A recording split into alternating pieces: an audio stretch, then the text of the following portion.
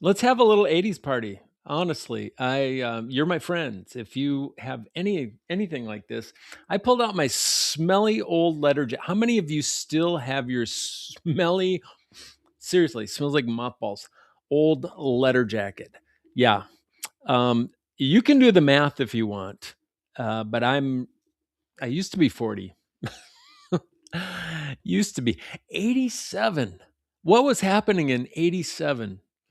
Uh Van Halen was playing some amazing music. Come on, give me some love if you were a Van Halen. That was 1984 was their album back in the day. It was that one was kind of average, but big Van Halen fan. What else was happening? What else was happening? Yeah, Miracle on Ice had 7 years to celebrate. Yeah, bad hairstyles, all the things. I can't do half the stuff that I used to do back then. Yeah, that's some hard news, isn't it? that's that's the topic of today, folks. Man, you wish you could run as fast and run as long and hit objects and sing songs and do all the things that you used to do back in the day. But I don't think I would trade. I would not trade the silliness, the foolishness, all the recklessness back in the day for some of the wisdom that has come my way through tests and scars and struggles and challenges and all the things that move adults to grown-ups. Welcome, grown-ups, to not the show, but to just this quick little clip, this little live stream. I've got a topic in mind, just hard news. And when it comes your way, not you specifically, but what kind of a culture do you have within your organization when hard news comes? How does the system respond? Yeah. Be honest. Be honest with yourself. Be honest with me. And please, yeah, let's use the comment feature down there. Let's make this engaging because there's hard stuff all the time that is coming at us. Think of your last cabinet meeting. Uh, Not many people are like celebrating enrollment up. There are quite a few. I had a couple of virtual coffees with a few of the winners out there today, and none of that is accidental. No, it's not like back in the day. Remember back in the day, if you're in higher ed, where you just would kind of open your doors and students would come and you did what you did, and you didn't have all the gnashing of whatever happens in cabinet meetings around your strategic enrollment plan that's just not working very well. Yeah, but yeah, enrollment's down for most. Initiatives are probably stalling. You're seeing more resistance that you care for on campus. Maybe some board governance type relationships that are just getting a little funky. What does that room do when in the first 90 seconds when some of that hard stuff just lands on the boardroom and that conference room, the executive team room table? Yeah, drop it in the comments. What happens in that first 90 seconds when that hard truth lands? Does somebody pivot to solutions? Um, yeah, go ahead and put that. Yeah, we pivot to solutions. Does somebody find that silver lining before the hard truth is really fully realized in the room? Somebody's just kind of like fairy dusting things away. Who's the one that cracks a joke just to lower the temperature? All good-hearted behavior. I'm not calling people out here. I'm calling all of us up, really. But those three moves are the things that I've seen happen chronically across systems, and they are getting in the way of you building a results-based culture. Yeah, if you're just allowed to feel the weight of that right now. Every leader that I know and I work with has walked out of a cabinet meeting knowing that just some of that important stuff got managed because we do that very, very well, don't we? We manage the hard stuff. And even saying that, it sounds kind of professional. But Mm. How much of the hard stuff do we actually process? That's the difference that we're talking about here. Okay. We can go from average leader that does a good job of managing the hard stuff. I'm talking about next level because your community, your team deserves next level. And that's not a character failure. Please hear me. That's what a culture, I think the culture really trained us all to do. And today I'll just unpack some of that. So if you're open to it, let's build a little bit. I was just reflecting a cabinet meeting. It's been a few years where just stuff was going a little bit sideways. Some of our initiatives were not seeing the traction that we hope to see. Definitely some board relationships that were just a little funky. Some politic going on, and you could feel it. It was palpable in the room. And as the leader sitting in the head of the table, we used to do that. You don't do that anymore. You kind of sit on the side, don't you? Yeah. But as a leader, and I said it with complete sincerity, it said, hey, we're going to figure this out. We always figure it out. And nobody pushed back. We just kind of had our congratulatory, whatever our culture said was appropriate. Everybody nodded and we just moved on. Next agenda item. I drove home that day, and I remember this with a feeling that I couldn't name. I couldn't put my finger on it. Um, it wasn't anxiety about the numbers because those things are what it was, right? It was something a little quieter. It's just that sense that I'd offer my team a feeling instead of a structure. And how often we do that? We lead from feeling instead of framing it objectively and then figuring out a way to problem solve through the labyrinth of hard stuff, right? I remember I just 9 words, I think, train them again that hard realities in this room just get managed, not processed. Hey, don't worry about it. We'll figure this out, right?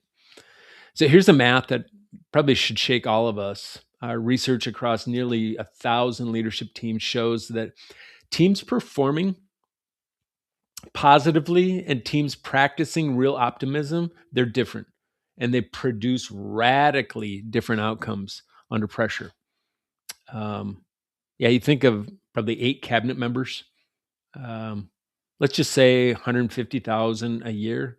That's 1.1 million in leadership investment. And most cabinets are operating at about 60% of that collectively because that's the exact problem right now. That's a lot of hours. That's probably close to $500,000 a year just in unrealized um, team intelligence or potential. It's that discretionary effort that just gets left on the table. That gap, that nearly $500,000 gap, it's not a strategy problem, boss. That's a silver lining problem wearing a turtleneck, right? It just kind of looks vogue, but it's not. Let me tell you about a superintendent. I'll just call her Karen. Karen's a tough name to wear these days. I'll call her Susan. Susan inherited a cabinet um, from a leader who was relentlessly positive. And yeah, it's hard to kind of step in the wake of somebody like that. The staff loved that person. And over 8 years, cabinet learned one thing above everything else: don't bring the hard stuff unless you also have the solution.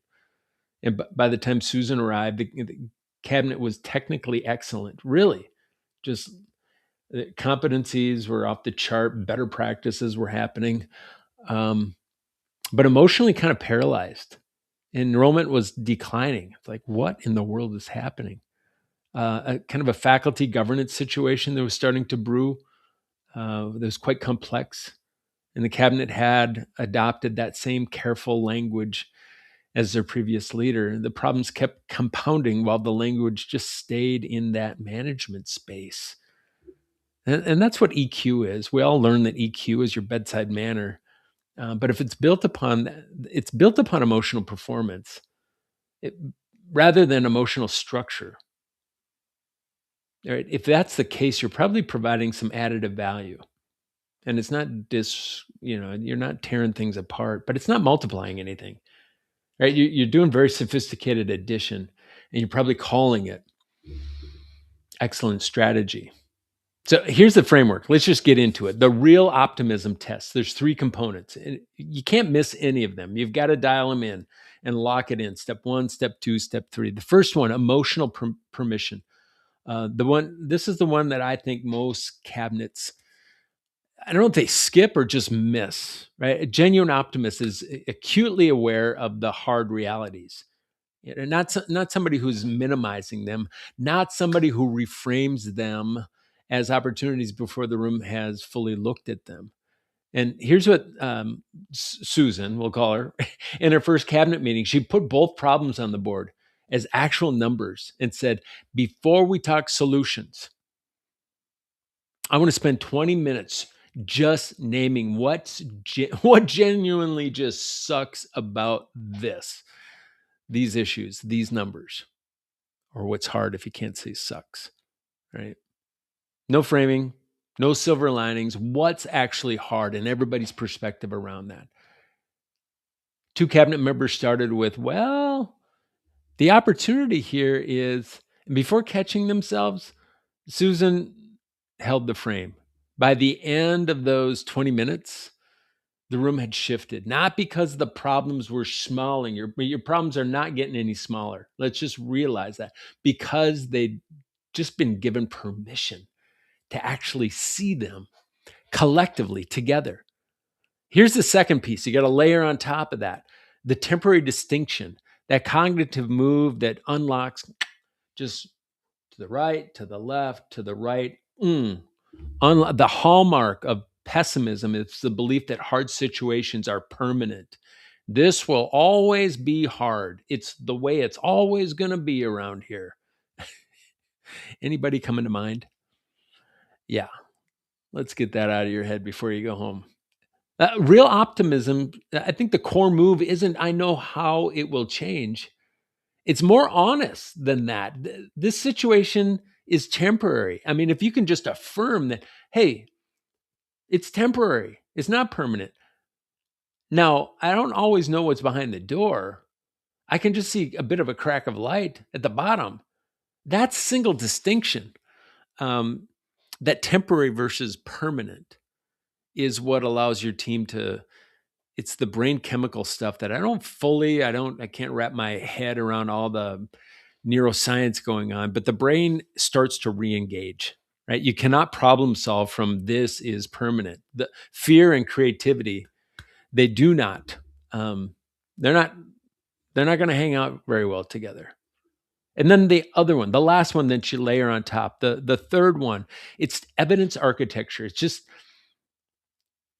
asking the question, what have we gotten through that was even harder than this? It's not silver lining question.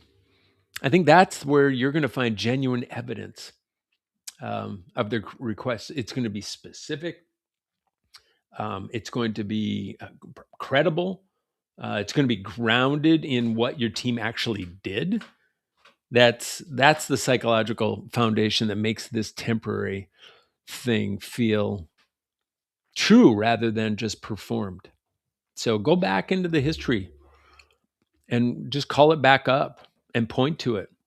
That's what we call team intelligence. When EQ actually works, not 8 people performing alignment, it's the 8 people who've built the emotional architecture to believe that change is actually possible, together, collectively, based on evidence. So Susan's turnaround, it wasn't dramatic. She struggled just like all of us do. It was honest. It was hard conversations. 2 cabinet members who couldn't work in the new architecture, they just over time, they kind of left. And she called those her clarity costs. I love that. Those are my clarity costs. And she paid them without an apology and moved on. By the second year, enrollment started to stabilize because she brought that stabilizing force that was true.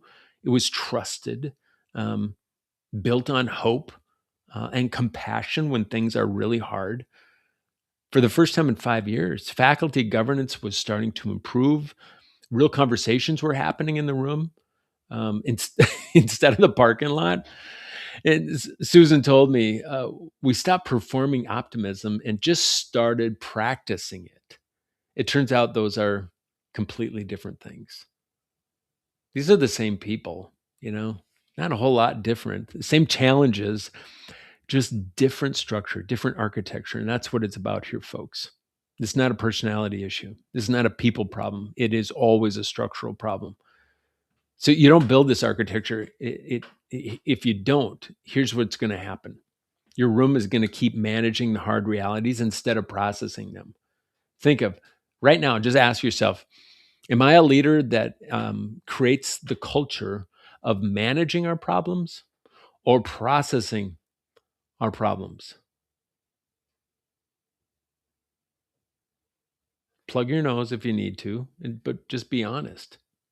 Right? If your initiatives just keep dying between the boardroom and the classroom, it's not because your people don't care; they care deeply,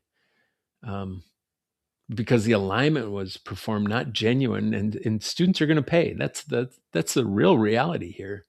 They experience fragmentation, a fragmented system from this. You're going to have a leadership team that never really looked at the same problem the same way. But imagine your next cabinet meeting, and that hard news lands, and instead of the room exhaling towards that silver lining or how we're going to manage this thing, somebody pauses and names what's hard. And the room looks at it together, not differently, together.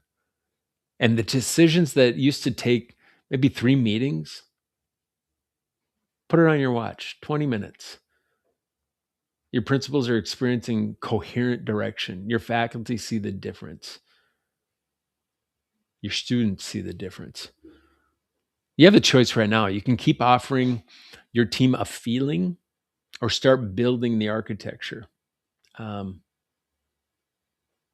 scanning all the time. The leaders that I'm looking for, who I'm bumping into out there, the K-12 soups, the college presidents, you find all types. You find climbers, those that are just off to the races, highly ambitious, not necessarily building anything that is towards the idealism of truly transforming the organization.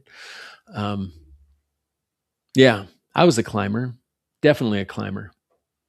You've got dreamers out there, those that are kind of ideal, but not real ambitious. I'd rather let's let's study this a little bit more. Let's do a book study, and then let's take people on a conference, and then let's go chase an award and hang a banner. But again, nothing really transforms. No behaviors are changing. Fun spaces to be in, but if you got your coasters and this time of the year, flaps down, I've got not months anymore. It's down to days, and thank goodness we've got enough coasters in our system, and our systems are broken oftentimes because of the structures, but many times just because of the human system in place. So, yeah, and then you've got your builders, and that's who I'm looking for. Those are the people that they're doing the work. Oftentimes, in very dim lit rooms, they're not evoking a whole lot of attention, but they are actually ambitious and quite idealistic to transforming the organization, and they're sticking around. Those are the types of people that I'm paying attention to, having many conversations with, building blueprints together. So, yeah, I think one of the most optimistic things you can do for your cabinet right now is not to be more positive. If you're a builder, it's to give them permission to be more real. The question isn't whether you can, the question is whether you will. So, your move, 3 steps: run the 90-second audit, and then run that one sentence at your next meeting, right? And then start the evidence file. Start that evidence file that just points to all of the things that we have overcome back in some of the sacred documents, there are I think the word was Ebenezer. I think the word was Ebenezer, a stacking of rocks that were just put out into, into the desert. And people would walk by and the children would say, "What is that? What is that?" And it would it would be an artifact that would tell a story of all of the things that were hard that particular people group overcame. Why not? Why not do the same thing? It's good to collect the hard things because it gives confidence, and I think gives resolute merit to the fact that we've done it before. I think we can do it again. And folks, it's not going to get any easier. If you want to just dig in a little bit deeper, you can go to higherperformancegroup.com. We've got a number of research under research papers, white papers that we've created. You can go to the higherperformancegroup.com website. There's a books and more button up at the top, and you can just drag that down. You can see research. There are a number of research white papers that we have drafted over the last few years. Just encourage you, take a peek. If there's anything that is valuable to you, entertain a conversation with your team around some of the things that we've learned. You don't have all the time in the world, so that's why we pause and we build things for very, very busy, cash-strapped, time-poor leaders like you. Two things that can happen. If you read through some of that research, if anything from this particular live stream nudged you, let's do a virtual coffee. I do at least one virtual coffee every single day with leaders that are working through exactly the same challenges that you are. No pitches. It's just real conversations about what you're building. I might help you maybe frame some things up. So next week, let's focus on another topic, another hot topic.